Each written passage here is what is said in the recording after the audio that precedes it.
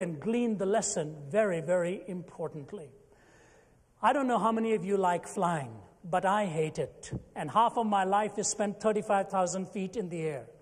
I am convinced that God allowed planes to be invented because more people talk to him at that level than any number talk to him at ground level. I have seen more lips and more symbols of the cross up there outside of the baseball diamond, I think, before they start hitting. But I remember once flying from Toronto to Chicago, and the pilot told us very euphemistically that they had technical difficulties, which is very helpful when you're a non-technical person, and tells you that we cannot land because he cannot lower the landing gear. Very nice to know that.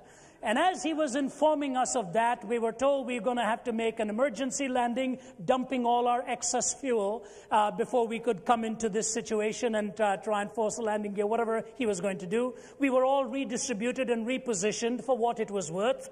We were all given the brace position, what to do when we were landing, which is to put your head between your knees, hold on to your ankles, and breathe normally.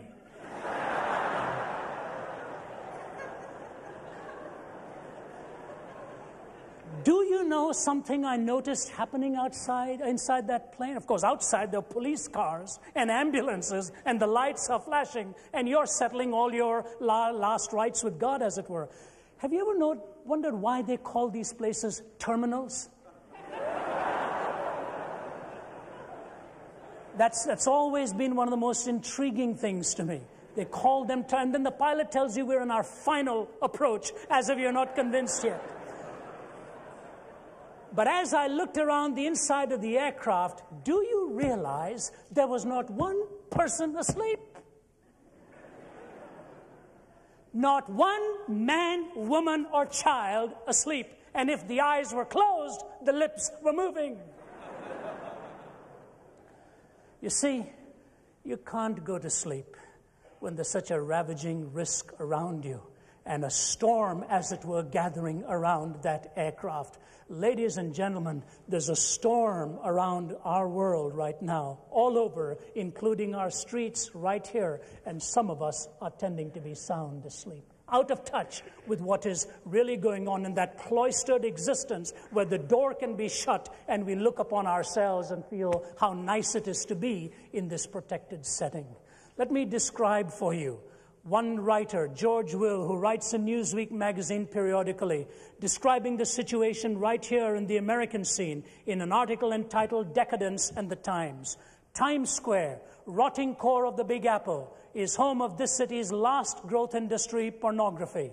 This industry has flourished in spite of a naive hope, and it represents the failure of a public policy, which, like so many liberal policies, was based on nothing more than naive hope. Some aspects of our American life have become so vulgar that they can hardly be discussed without contributing to the coarsening of our lives.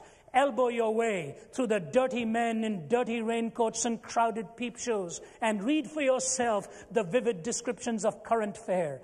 These are no longer just seedy storefront operations. On 8th Avenue, there's a pornography supermarket, a Piggly Wiggly for perverts. It is located in a modern building owned and shared by a major bank. Pornography in this area has achieved new sliminess involving children and animals, and business is booming. I shall not continue, except with a parenthetical reminder to you that Dr. James Dobson said the 3 most painful years of his mature Christian life was spent when he was on the Presidential Commission looking into this horrific trade where men, women, and children are being exploited. He talked about how a little boy had been stabbed by a blade and how one pornographer thought it was enough to take a picture so that he could titillate the imaginations of some of those indulgent men who were going to buy his magazine. And Dobson reminds us of the image he had in his mind of a huge piece of mechanism standing beside a building, just knocking that building down into bits and pieces. And he said, as I walked through the room once to get away from the intensity of what I was being exposed to and the horror of it, he said, I thought to myself, dear Lord, is this what these people are doing to our nation and to our children? It's real.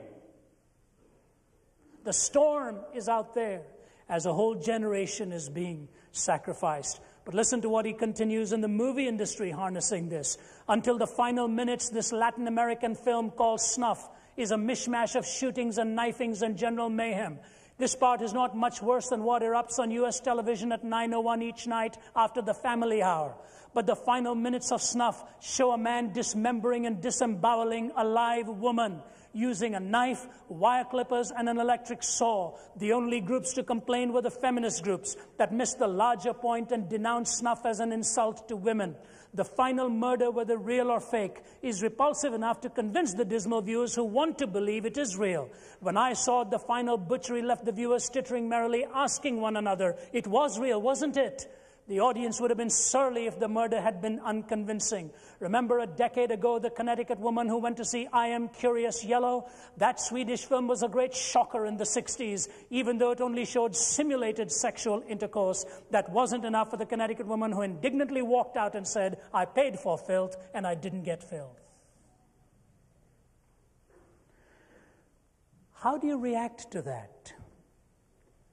Particularly for those of you who work with children, who see your own children or your grandchildren or some child that you love growing up in this kind of a menu being offered to them day after day, night after night, all in the name of doing whatever they feel is right, nobody answering the question, what is it right to feel?